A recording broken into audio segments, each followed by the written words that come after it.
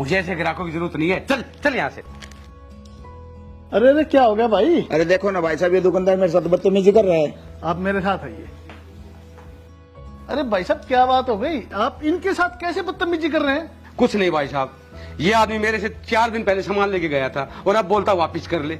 अरे मैं इसके बाप का नौकर लगा हुआ हूँ तो इसको वापस कर लूंगा सामान को। पहले तो आप थोड़ी अपनी जबान को लगाम दीजिए। आपका कोई हक नहीं है किसी को इस तरीके से बोलने का। आपके इस तरह के व्यवहार से देश भर के लाखों करोड़ों लोग बेरोजगार हो गए। इसका रीजन पता है आपको क्या है? मेरी वजह से लाखों लोग बेरोजगार हो गए।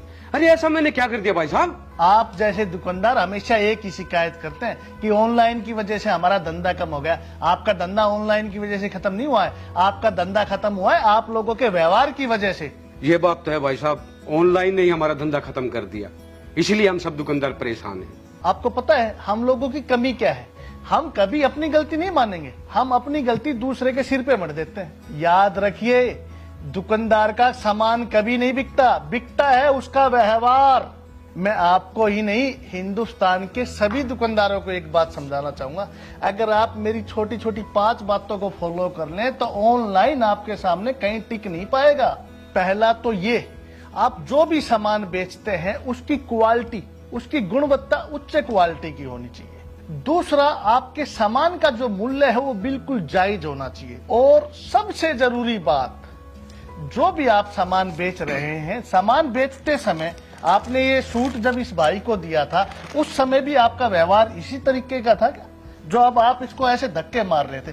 सामान बेचते समय जो आपका व्यवहार है वैसा ही व्यवहार आप सामान वापस लेते समय कीजिए, क्योंकि अगर आपका व्यवहार अच्छा होगा तो आप कस्टमर का दिल जीत लेंगे।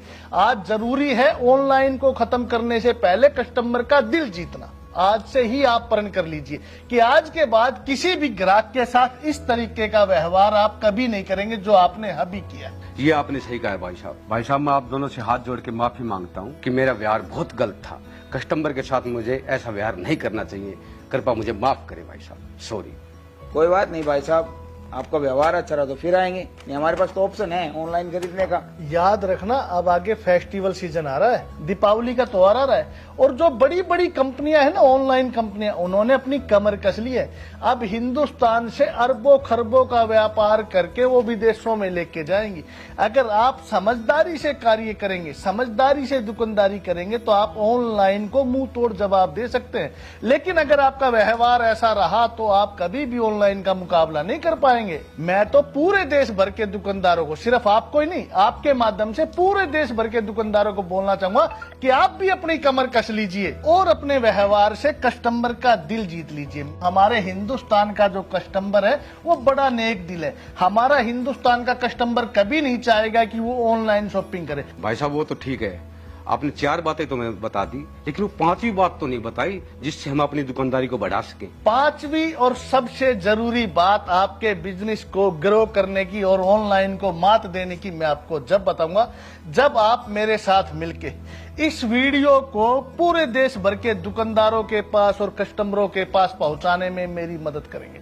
अगली वीडियो में मैं आपको बताऊंगा वो 5वीं और अहम बात कि जिससे ऑनलाइन सफाचट हो जाएगा, ऑनलाइन खत्म हो जाएगा हिंदुस्तान से। मेरे भाई, ऑनलाइन की वजह से लाखों करोड़ों घर बेरोजगार हो गए हैं, रोड पे आ गए हैं, उनकी दुकान का किराया नहीं निकल रहा। आप अपना व्यवहार संभालिए और मैं वादा करता हूं ये कभी भी ऑनलाइन की तरफ नहीं जाएंगे।